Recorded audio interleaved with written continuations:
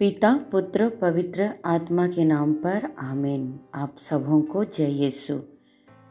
अभी हम लोग एजेकियल के ग्रंथ का अध्ययन कर रहे हैं और एजेकियल के ग्रंथ का अध्याय 1 पर हम देखते हैं संदेश क्या कहता है। यहूदा वासियों को यिर्मयाह ने बार बार चेतावनी दी कि वे प्रभु की ओर फिरें और दंड से बच जाएं, परंतु उन्होंने ईश्वर के वचन को नहीं सुना। और मेरे भाई मेरी बहन, जो एक ईश्वर का एक ईश्वर जो उनको भविष्य में बचाने वाला था, उनको उन्होंने तुच्छ समझा। और परिणाम क्या हुआ तब? प्रभु ने उनको बाबुल के राजा नबूकदनेस्सर के हाथों में सौंप दिया। सच कहें तो राजा नबूकदनेस्सर को अपनी जाति के लिए दे दिया, नियुक्त कर दिया कि उन्हें निर्वासन में ले जाए। यहूदा के राजा यहोयाकीम के समय में राजा नबूकदनेस्सर ने पहली बार आक्रमण किया और उच्च वर्ग के लोगों को, जो अच्छे थे, बुद्धिमान थे, उनके पास बुद्धि थी, हुनर था, उनको बंदी बना कर ले गया, जिसमें दानियल भी था। यहोयाकीम के बाद यहोयाकीन यहूदा का राजा हुआ, किंतु 3 महीने के बाद ही बाबुल की सेना ने 597 ईसा पूर्व दूसरी बार फिर से आक्रमण किया और आकर उन्हें बंदी बनाकर ले गया। इन बंदियों में एजेकियल भी था। मेरे भाई मेरी बहन, ये जो निर्वासन 3 भाग में हुआ है और तीनों भाग में, पहले भाग में जो बुद्धिजीवी थे उनको ले गया, उसके बाद दूसरे भाग में उनसे कम वालों को, तीसरे भाग में सबों को ले गया। हालेलुया। 3 भागों में निर्वासन हुआ। मेरे भाई मेरी बहन, एजेकियल एक याजक था। उसको हम एक अध्याय में वचन 3 में हम लोग पढ़ते हैं, परंतु उसने याजकीय सेवा नहीं की निर्वासन में। क्यों? क्योंकि वह बंदी बनाकर बाबुल लाया गया था। और इसके बारे में हम लोग पढ़ते हैं राजाओं के दूसरे अध्याय में, अध्याय 10 वचन संख्या 16 में भी हम लोग इसको पढ़ करके देख सकते हैं। तब हम देखते हैं एजेकियल, यिर्मयाह और दानियल दोनों ये समकालीन थे। इस समय यिर्मयाह बूढ़ा हो गया है, ये अब निर्वासन में है। उसने राजा योशिय्याह के शासन काल से लेकर सेवा शुरू किया था। उस समय वह तो जवान था। वह अब कहाँ है? बाबुल देश में, निर्वासन में अभी रुक गया है। और बचे हुए जो लोग थे उनको भी जबरदस्त ले गया था। उस समय उसकी सेना मिस्र के बीच, इसराइलियों के बीच सेवा करता था। और उस समय दानियल राजा का प्रधानमंत्री था।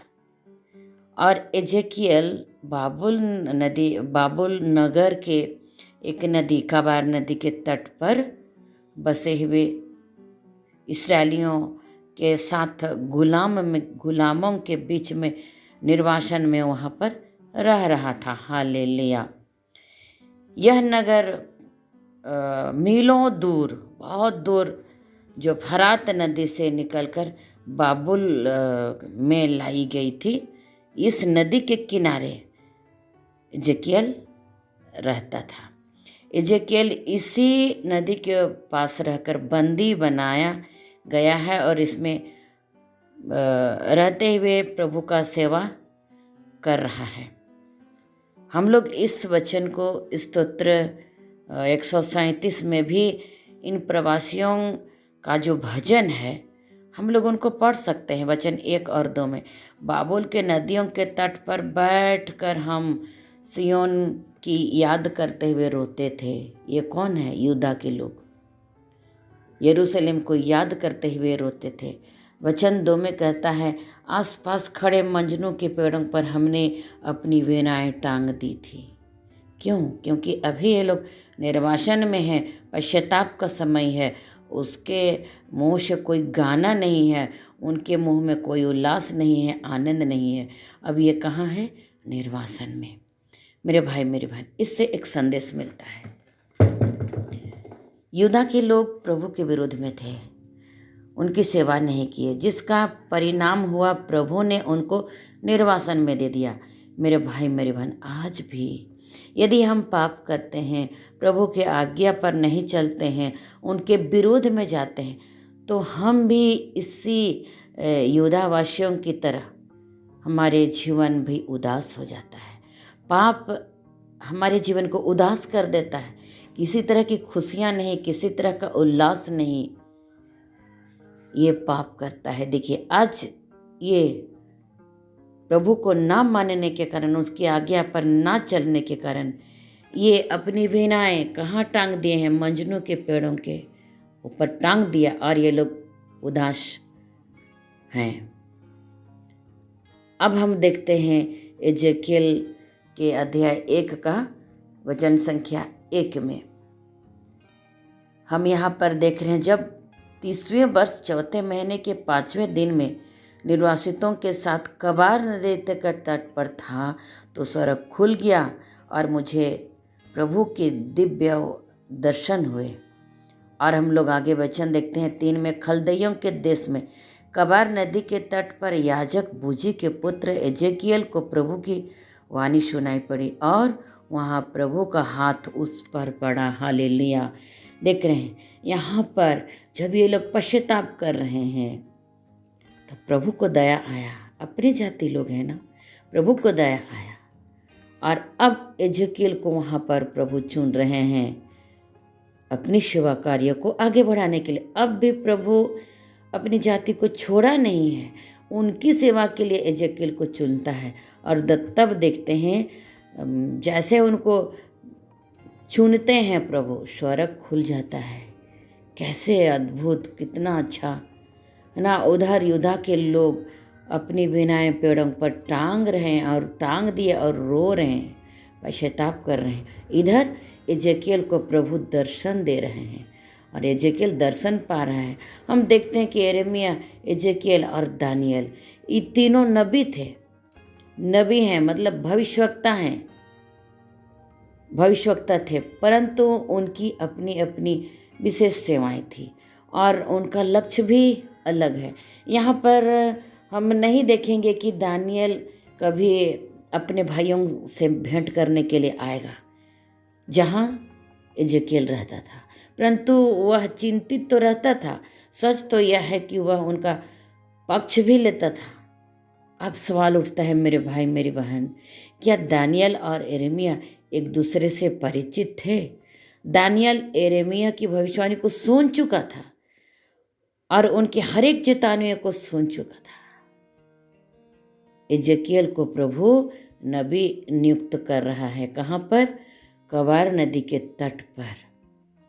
हम लोग, मुझको एक याद आ रहा है, यीशु मसीह भी जब यरदन नदी से निकले बपतिस्मा लेने के बाद में, उनके लिए भी स्वर्ग खुल गया। इधर जितने भी निर्वासित लोग शोक मना रहे हैं, प्रभु ने उनकी सेवा के लिए दानियल को नियुक्त किया। यहाँ पर भी हम देखते हैं नए नियम में यीशु मसीह लोगों की सेवा के लिए, आगे बढ़ने के लिए यरदन नदी में बपतिस्मा लिया। जैसे ही बाहर निकल रहे हैं, स्वर्ग खुल गया, दिव्य वाणी सुनाई पड़ी, प्रभु की वाणी सुनाई पड़ी। यहाँ पर भी नबी को देख रहे हैं, स्वर्ग खुल गया, दिव्य वाणी सुनाई पड़ी, और उनका हाथ एजेकियल के ऊपर था। प्रभु यीशु को भी इसी तरह हुआ ना, ये प्रार्थना कर ही रहे थे तो स्वर्ग खुला, पवित्र आत्मा उतरा, और उसकी पिता अब्बा की वाणी सुनाई पड़ी, यह मेरा प्रिय पुत्र है, मैं इससे प्रसन्न हूँ। हालेलुया। इसको हम मत्ती के सुसमाचार अध्याय 3 वचन 16 में देखते हैं। यहाँ पर दानियल को प्रभु राजमहल के लिए और एजेकियल को कबार नदी के तट पर रखा है। दानियल को राजमहल में रखा है और एजेकियल को कबार नदी के तट पर रखा। दोनों में परस्पर भेंट नहीं होता था। प्रभु इन दोनों को अलग अलग रूप में इस्तेमाल कर रहा है। हालेलुया। अब हम देखते हैं वचन संख्या 4 में, मैंने देखा कि उत्तर की ओर से आंधी आ रही है और प्रकाश मंडल के घिरा हुआ एक विशाल मेघपुंज आ रहा है। उसमें से आग जल रही थी और उसके चारों ओर प्रकाश था। उसकी ज्वालाओं के मध्य में कांसे जैसी चमक थी। हालेलुया। ये क्या है?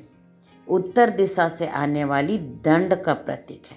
आगे हम वचन 5 में देखते हैं, ये है, आग में 4 प्राणी दिखाई पड़ने लगे और उनका रूप रंग मनुष्य जैसे था, किंतु उनमें प्रत्येक के 4 मुख थे और हर एक के 4 पंख। उनके पैर सीधे थे और उनके पैरों के तलवे बछड़े के खुर जैसे थे। वे चमकदार कांसे की तरह झलझला रहे थे। मेरे भाई मेरी बहन, यहाँ पर हम लोग प्रभु यीशु मसीह के मनुष्य बनने का प्रतीक इस शब्द में छिपा है, उसको देखते हैं। जिस तरह यूहन्ना के सुसमाचार अध्याय 1 वचन 14 में लिखा है, शब्द ने शरीर धारण कर हमारे बीच में निवास किया, हमने उसकी महिमा देखी, वह पिता के एकलौते की महिमा जैसे थे, अनुग्रह और सत्य से परिपूर्ण। मेरे भाई मेरी बहन, यीशु मसीह ईश्वर होकर भी इस पृथ्वी पर आए, मनुष्य होकर धूल में चला, इस संसार में चला और उसके शरीर में अंत में क्या किया गया? कीले ठोक दिए गए हमारे लिए मरा। अब हम देख रहे हैं इसको 4 सुसमाचारों का प्रतीक मानते हैं। हम लोग देखें इसमें प्रभु के सुसमाचार को 4 लोग लिखने वाले हैं, उनको दर्शाया गया है। मत्ती के सुसमाचार में हम देखते हैं ये प्रभु राजाओं का राजा, सिंह का प्रतीक, और मार्कुस में देखते हैं वो सेवक के रूप में है। ये प्रतीक क्या है? बैल का प्रतीक, और सिंह मनुष्य का प्रतीक है, लूकस में है, और मनुष्य का प्रतीक है लूकस में, और यूहन्ना का सुसमाचार में हम देखते हैं उकाब का प्रतीक है। मेरे भाई मेरी बहन, इसी तरह हम देख रहे हैं कि प्रभु यीशु मसीह उस समय छिपे हुए थे और 4 सुसमाचारक लिखने वाले थे, इसी का प्रतीक है। तो फिर आइए हम इस वचन के द्वारा हम भी जिस तरह यूदा निर्वासित कर दिए गए हैं और उनको बचाने के लिए प्रभु यीशु मसीह आएंगे और वे मनुष्य बनेंगे और तब उनका उद्धार होगा। मेरे भाई मेरी बहन, आज प्रभु यीशु मसीह आ चुके हैं। अब हमें क्या करना है? हमें उनके साथ एक संबंध स्थापित करना है, पाप से दूर रहना है, वचन के अनुसार जीना है, प्रभु के सानिध्य में रहना है, पाप से दूर और प्रभु से मिलकर रहना है। ये संदेश आज हमको इस अध्याय 1 से मिल रहा है। ईश्वर को धन्यवाद। जय यीशु।